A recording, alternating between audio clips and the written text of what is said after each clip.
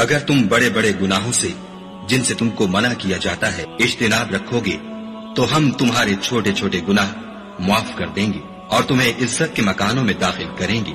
اور جس چیز میں خدا نے تم میں سے بعض کو بعض پر فضیلت دی ہے اس کی ہوس مت کرو.